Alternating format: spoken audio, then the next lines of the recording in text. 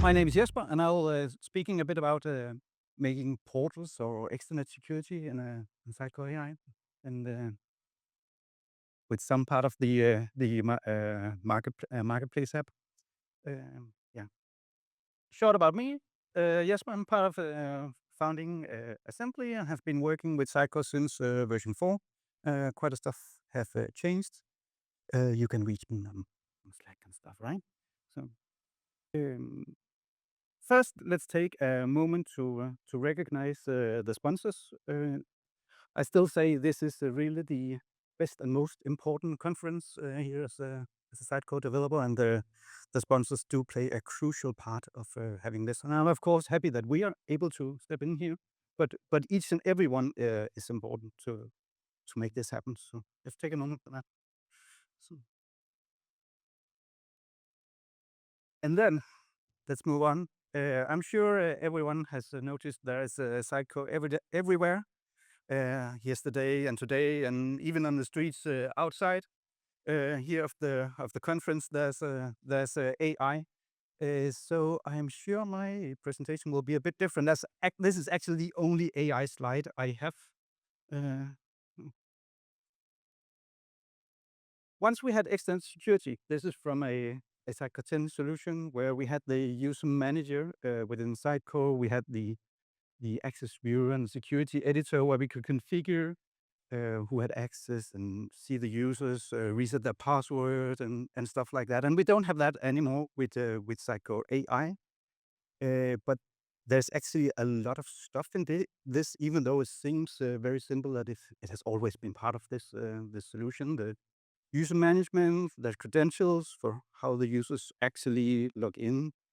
They were in the API to the identification. We call it login, but saying now this session it belongs to a specific user. There were those permissions, and it was really integrated. So whenever you were querying or fetching an item, those permissions were applied. You can say there were some query filtering. So whenever a session requested data from the database, the permissions were applied based on that user. And of course, there was also some user controls. We have actually always needed to build those login, logout, forgot password, all of that stuff. But the core fundamentals was in the product back in the XP days. But the world has also changed. Authentication has been more and more demanding. First of all, bot protection. Um, like the good old captcha and stuff like that. We have had, and even more requirements arises. Passwords are the often the way in people are reusing passwords. So different attempts have been made to avoid that. We've had those social logins, log in with your Google account, single sign-on in an enterprise environment, so you can reuse your domain credentials. And the passwordless authentication has really got attention, that you embed a token in your browser or your device, and that hereby you are being identified, uh, and we avoid this potential leak of a user password credentials or brute force vector. So it is getting more and more demanding on having a real authentication solution. Multi-factor. So it's not enough that you can guess a user's password. You also need to confirm with your phone or a hardware token or whatever. Something you have all ways to prevent, ensure that it's only the legitimate users that actually get access. And on top of that, all the governance, logging, uh, which users has access and where did they come from. If something arises, we can actually tell something. It's just to say, authentication is becoming much more demanding. So I would not expect we'll see anything like this embedded in Psycho AI. It will be something we compose together in our solution landscape. There are different ways to how the user meets this authentication in our solutions. One is the gated content, where as soon as you try to access the content, you are being redirected to a login screen. This is when you try to access the Sitecore support solution. I think it is. Then you are being redirected to the Sitecore actually using Okta for authentication. You log in, and then you get access to the actual content. This session is also based on a specific client's solution we were working on. They have a bit different on this marketing side with the teasing. You get a slightly bit of insights to what is the content that you could access, but you will need to log in. You will need to give us your email address. You will need to do something as we are able to reach you. And it's a bit different, as we actually need some of the real content before showing this login screen, not just a redirect to the login page. So that's another thing. Then this was the security back in the days. In Sitecore, all the way back, we had this very, very granular security setup. The same use for both the editors in the backend system, same principles, also applied in the extranet setup. So for each and every item, you could specify item permissions on this one. Should it inherit, and you can deny, saying that the usual rules doesn't apply here no matter what, and so on. And we were really having a lot of discussion. We could make a pretty nifty marketplace app and custom fields, adding this content on each and every item with a nice UI using Sitecore blog, and probably some processing on a webhook where to flatten this. What are the actual privileges on a certain page based on those inheritance levels? And of course, we ended up, or Sitecore ended up in this way back in the days, because that it was the explicit generic way to have a permission system that would apply to each and every solution. I'm going to configure this and maybe do some standard values on an item to have based on template. But when the more and more we were digging into this, we also recognized that this is actually a pretty significant overhead on an editor level. You should not really be editing on item level. That's not really what the editors want. They have another domain set of logical thinking for how the actual rules should be for this. So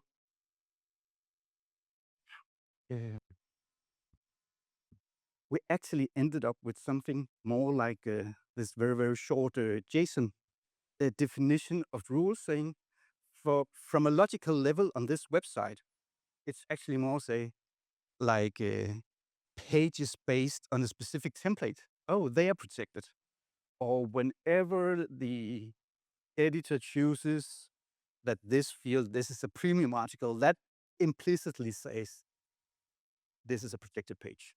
So there are some business rules on the website, the context that reuses the domain that the editors are working with, and that actually tells those rules. We have another client who have a slightly more complicated permission setup, where different user roles have access to different content, but actually it's a matter of tagging.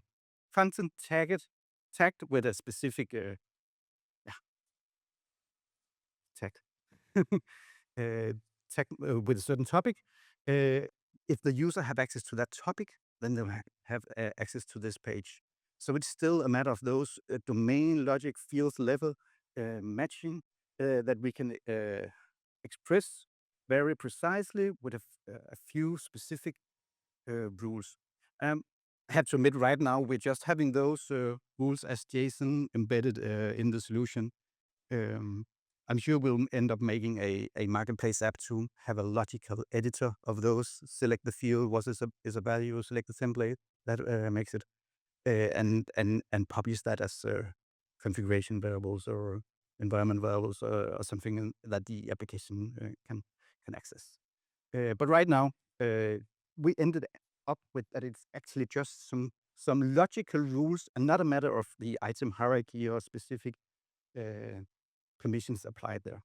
That was a abstraction that makes sense when we had this very, very generic setup. But we are building a head application, and the head application knows about the domain. So it makes sense to have this domain embedded in. Great. Then we knew we had another issue. We have been building a GSS application before, back in the days. And when you have a page based on the GSS, I don't know how many have seen that, or noticed, but in a page based on GSS on the pages router, you will find a chunk like this. It's not necessarily you could read this, but all of the page properties are embedded in the page as a JSON blob. So the hydration process in the client page is pre-rendered, served to the user, and the components are hydrating, initializing with all the content. And that actually means that all the content from the layout service is embedded in the page. So that's a very, very badly hidden secret for content. If we just say we won't render those components, we'll put in a paywall, but you can find it back in the JSON. We don't really want that. So if we're going back this page, we really need to on the page level and your page TSX file or similar, we'll need to remove the content here that is a secret that should not be exposed to users that are not authenticated. Luckily, things have changed a bit with the app router. We have now that there is a real server-side rendering. So but it requires that you're using the app router, then it's only the components that are marked as client components. Those properties of the components, that will be in the page. This means there are many more script sections like this, but for specific components, for those that are client components. So we knew we had to use the page router. Then once upon a time, things were simple. When we were on XM and XP, and we sometimes call it the monolith, there were one system that had everything within it. And so the user would make a request to the system. The system will respond something back. Okay, we know authentication, it's a bit more complicated. So we will add a authentication system. So the user, the visitor, will authenticate with this authentication system. It could be Okta, it could be anything else. Get some kind of token back, present that token to the system, and the system can verify this token, maybe by it knowing a secret that is encrypted or signed with, or it could ask the authentication system, is this really a valid authentication ticket for the user? And then the system could respond back with what is the right stuff. And this could work. The system can make a request to SitecoreAI Edge, the experience Edge, fetch the content, return that to the user. Now say the unsupported SitecoreAI runtime, there's a .NET SDK for SitecoreAI based on modern .NET 10 or 8 that can run Linux and stuff, but it is not really supported by Sitecore. Inline field editing is only working on components directly, not sub-items, not fields. Component library is not working. We cannot really base a client implementation on .NET SDK where we are right now. But let's just say, if we had this abstraction, could this work? There are challenges even here. Even though it seems simple, the authentication system knows the user credentials, the roles, which permissions should the user have. The actual content lies in the experience edge, and the system can validate the user, filter content based on which roles the user had, ask the experience edge, and serve the right content to the user. more are happening. We also have some personalization, tracking, and stuff. And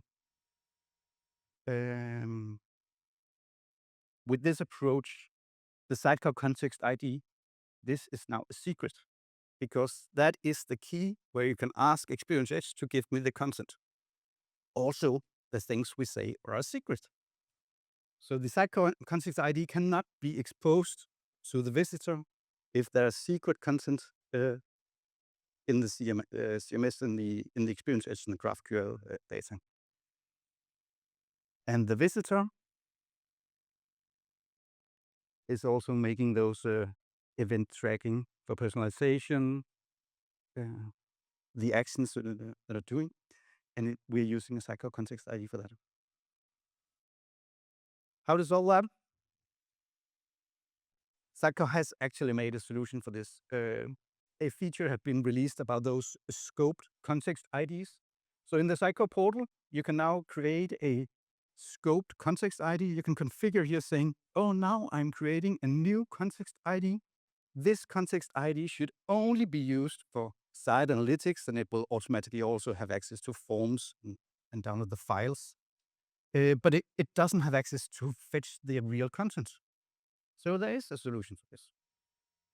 Then you will generate this context ID, and in your Next.js application, you still use the original, the full context ID and as the backend context ID, and use this one for the public context ID. There are two variables in your Next.js application. So there's a fix for that. Great. Will you need scope context ID? We'll need the app router. Then I said in the monolith, it was simple. In Next.js, a lot more stuff is going on. This is just a diagram from Vasil that's describing what their setup, what's actually happening when your Next.js application is being deployed to Vasil. It's actually being split. So there's some static pre-generated, static generated content and assets. Pages and routes might be converted to serverless functions. There's some image optimization, and there are some edge functions different from the serverless function, that the serverless functions are running in the data center where your application is being deployed to, while the edge functions are running in each and every point of presence around the globe where Vasil is similar with the static storage. In front is this gateway. We had this middleware. You see that file in the solution where the paths are being, in a Sidecar solution, the path is being rewritten to embrace that we actually is able to static generate each and every page for each and every site. Even though it's still one application, we're able to serve multiple sites, and that's happening because the paths are being rewritten to include the site name and the language in the path that actually being served. Okay, how do we embrace this? We made a plan. So with this, you really see that? I try to play. I've drawn in the top a visitor that'll make a request to the Vasil gateway, or the middleware or proxy. In Next.js 16, it's renamed to proxy to be more explicit that this is not a middleware that's running in your application on each and every request. It's something that's being exposed in front of your application. That's also why we have this important regex validation here. When should this proxy function actually run? And pay for that. And then there's a request to the rendering host. The rendering host will make a request to the SitecoreAI Experience Edge. And we will have as storage with the users. You see here is not an authentication system. It's we have a users database. Let me get back to that. But nevertheless, and then our plan was, okay, so if we extend this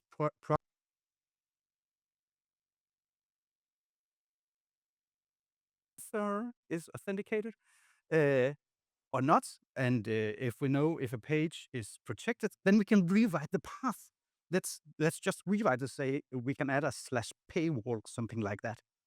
And then in our page CSX in the application, we can extend this sketch static path. There's a function that's used for the static generation for which pages should be generated. We can extend that similar to say, oh, there is a paywall page variant, or you should call it, for those protected pages.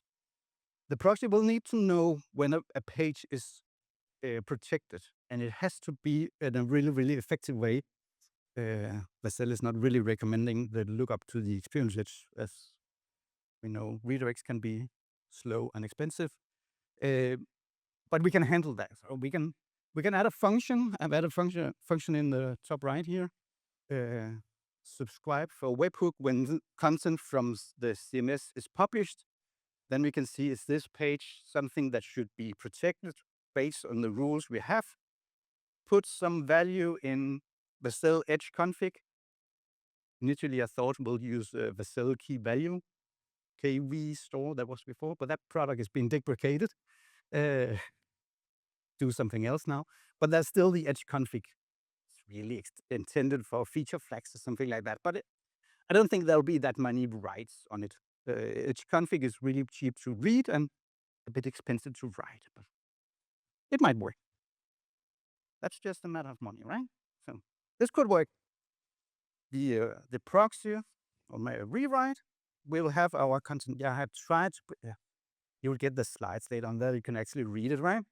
And I can see some people are trying to read what's going on. I tried to put on some notes in this diagram we have in the solutions to explain this rewrite, and the function, the webhook function, will be responsible for make that processing and put it into that config store. That was the plan. Then life happens, right? There were a critical vulnerability in Next.js. You could bypass the proxy, the middleware function, just by adding a header. And for really quite a while, the recommendation from Next was, it's not that explicit anymore, but it was, do not rely on the proxy for authentication. You need to verify that in your application. Okay, and it's maybe not a good idea to make a plan based on something that's not really a recommendation. Maybe it's different today. We had to make a choice, but you really have to be aware of those vulnerabilities that are happening. It was in the beginning for the last year. There were a few fixes around summer, and the last update is in October. So, what are our options then? We found that in Next.js there's also this partial pre-rendering. Okay, so components can be pre-rendered. So we have the content, something for authenticated users, something for the unauthenticated users. It can be pre-rendered, stored in the static assets, and then on runtime being stitched together based on the actual user.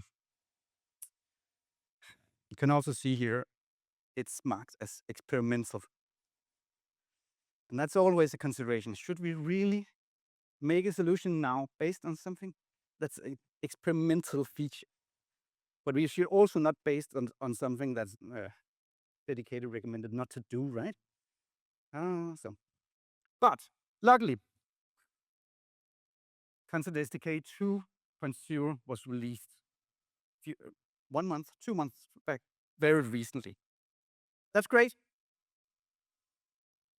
Why? Content SDK dictates which version of Next.js we are using. It's really bad. This is the pull request in the Content SDK that's saying the dependency from Content SDK is now being on Next.js is being changed from it has to be version 15, so it's version 16.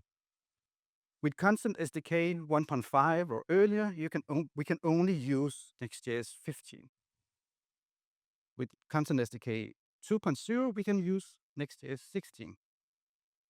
That's really great, and it's really important to follow those. And the important link there is also in Next.js 16, it has changed name. It's no longer called a partial pre-rendering. It's called cache components, but it's that implementation, and it's no longer an experimental feature. Now it's released for general availability, but it requires Next.js 16, and now we can use that. Okay, great. Content SDK 2.0 recently released, and it's really, really important. Next.js also have a release cycle. Next.js 15 was released in October 2024, and it has a support cycle going until October 2026. So if you haven't already planned your upgrade to Content SDK 2.0, then you have 6 months to do that. Right? That is the release cycle of Next.js. I don't think they say that's how it's supposed to be, but it is really a yearly release of those major versions where we have to get up and running, and we have to wait until the Content SDK is updated, and now it's updated, so we can update to Next.js 16. But that's great. We can do that. But remember this in your background, right? Keep updating. That's important, and the node world is moving really, really fast. Cache components in Next.js 16. Here it's saying in the top, it's a function called get cached page. So in the page TSX, there's a request to using the Sitecore client to call get page, where it will get the actual content. We have made a version of this saying it get cached page that adds those cache tags, use cache, and a cache life for how long can this be cached, and then calling the client and return. So that is what's necessary to use cache components. And I know Christian Han has an example on using this for on-demand revalidation. Instead of constantly updating, he's doing something about subscribing on a webhook and then clearing the pages with that specific item ID. Go check his blog for that. But we can use this with Next.js 16 cache components, and it is able to do that on component level. Yeah. Okay. So now we can make this paywall, or what let's call it. Here is a component. It says when we are editing a partial design, we know that because we are in editing mode, and the path of the page is presentation, partial designs. If that's the case, then we'll render 2 placeholders, one for the paywall, one for the authenticated users. And if we are editing on a premium page, if the page is not a premium article, it doesn't require login. Or if we are in editing mode, then we'll just show the placeholder for the authenticated users, the real content.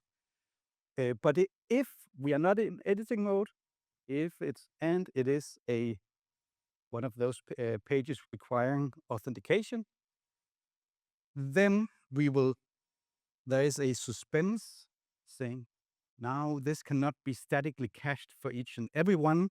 So it will be streamed to the user, and then we'll render one of those placeholders, the paywall or the real content, depending on if the user is authenticated. So with that, the editor can have an okay experience. And a partial design, they will add this paywall. What should the content be that's shown to the real user? And there will be a placeholder, an additional placeholder for the real content. This is the partial design, so they can go to partial design to configure this paywall. And then on each and every page, they have this placeholder. There's nothing in that, so they can use that as an editor to add additional components.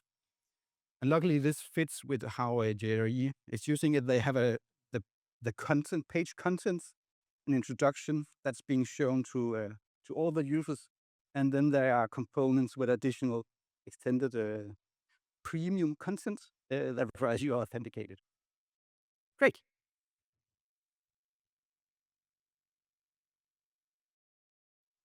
So when you're editing a page, it's just look like this. You can see here is the partial design with this nice layers in the left part, and a few components are added to this placeholder called content 3 that we saw before. So there's a nice editing experience still. We really need to remember editors are a very, very important stakeholder user of the system. Otherwise, why would they use a CMS, right? It's because they should be able to easily and clearly edit and define add the content. So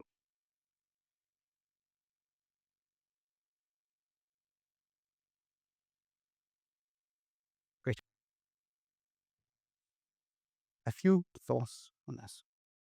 First, our cache components. This solves everything.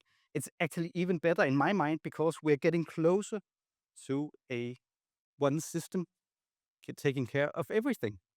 Now, it's called cache components, but it's backed by a Redis actually for those cached components that's being stitched together.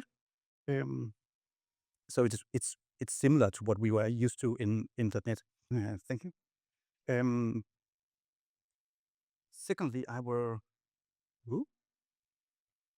there were really several places where we need to change stuff to be able to use cache components because you need to ensure that all the data you are fetching on a page when you're activating cache components, they have to be in the cache context or in a suspense context.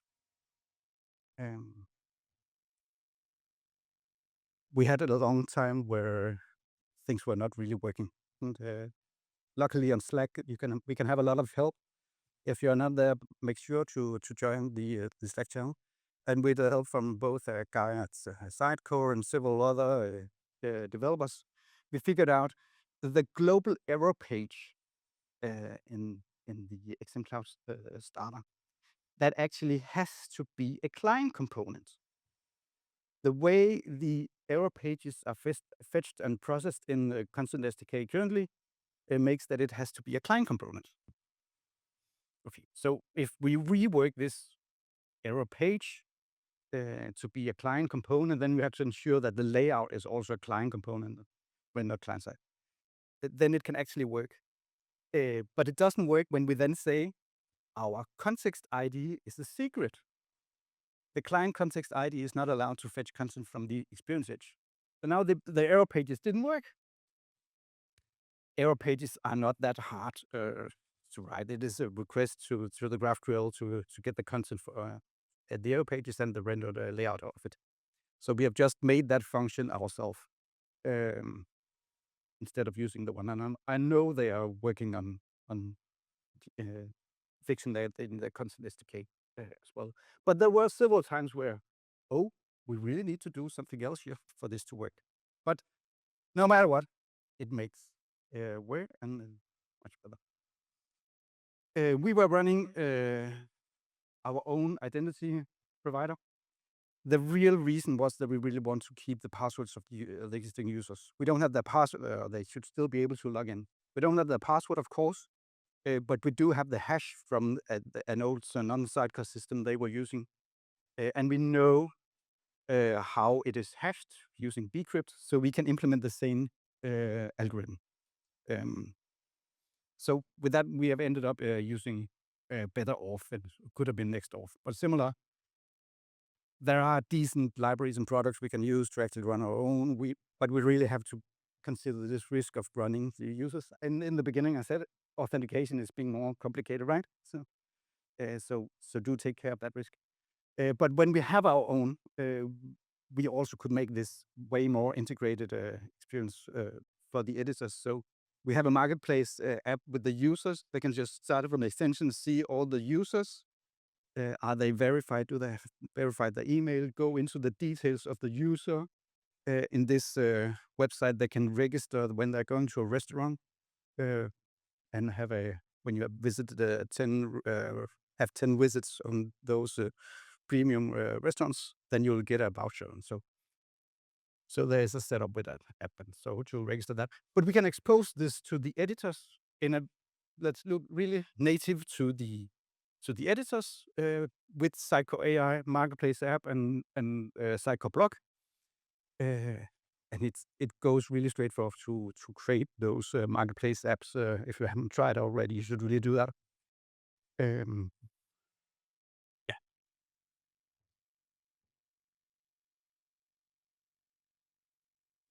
I think that was what I had. If there's any questions, we can take that. I think we have still a few minutes for that. I have a small blog. I sometimes write some stuff. You can also find me on Slack with this, and I'm trying to be active to that. You're of course welcome to reach out. Thank you.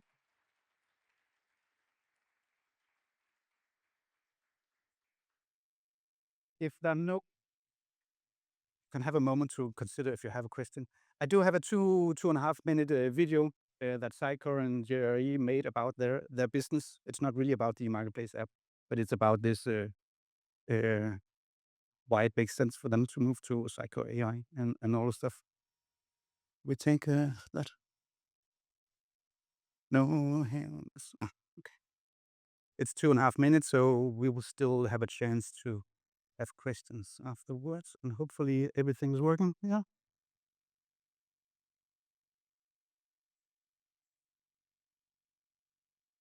We are really quiet.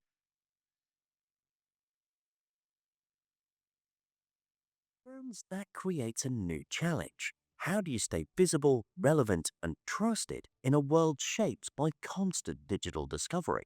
Because it's no longer just about being present, it's about how you show up. Leading brands are already redefining how their experience translates into the digital world. For us, it was never just about building a website. It was about finding a pattern that truly understood our brand, our philosophy, our attention to detail, and the experience we create for every guest. JRE is built on individuality. Every restaurant and its own identity, its own story, its own voice. So we need something flexible, a platform that could bring everything together but without losing that uniqueness. That's what made SiteCon the right fit. It allows to translate our world into digital in a way that still feels curated, still feels personal, and true to who we are. And that's being the real shift for us. We can tell our story better, showcase our restaurant more mindfully, and connect with our audience in a way that feels much more considerate, which ultimately drives stronger engagement with the brand. But importantly, it is also give us the foundation to evolve, to keep building on the experience as expectation continue to change. Because today, experience doesn't start at the table, it starts the moment you're discovered. With Sitecore, brands move beyond static digital presence to create connected, intelligent experiences that adapt in real time, bringing together content, data, and context so every interaction feels relevant, seamless, and consumed. Because the brands that lead tomorrow are the ones building for how people discover, engage, and experience today. Crafting digital experiences with the same care as every bite. The marketing machine is still working. So, so I don't know if there's any questions. No. Yeah. On the way. Running and running. Repeat. Yeah, so you build your own identity server, is that correct, in a marketplace app? Because the question was from me, because when you use an external, you have to map the claims to roles, but that's not the case if you have your own. Yeah. We ended up having our own identity. I would at least not say that should not be your first choice. But yeah, there is a mapping. If you have multiple roles in your system, then you'll need a mapping somewhere. I said this. We have another client where they have multiple roles and tagging that will then need to map. That's completely right. Either do it in an app with those two API requests saying map it, or have it in a JSON or Yeah. some data structure. Yeah. And if it needs to be in the proxy, close to the edge, yeah.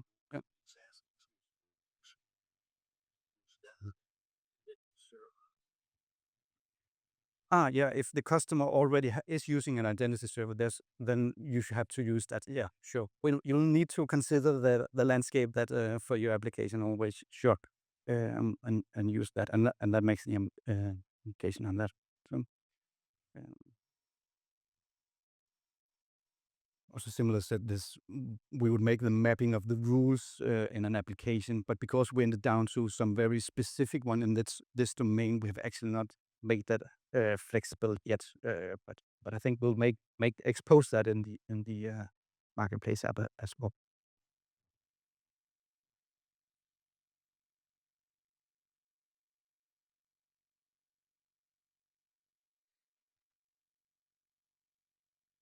Yeah. So more about Content SDK and a very little corner of a marketplace place app that could have been a webhook, but ended up being cache components. That's actually the main storyline of this. Okay, thank you.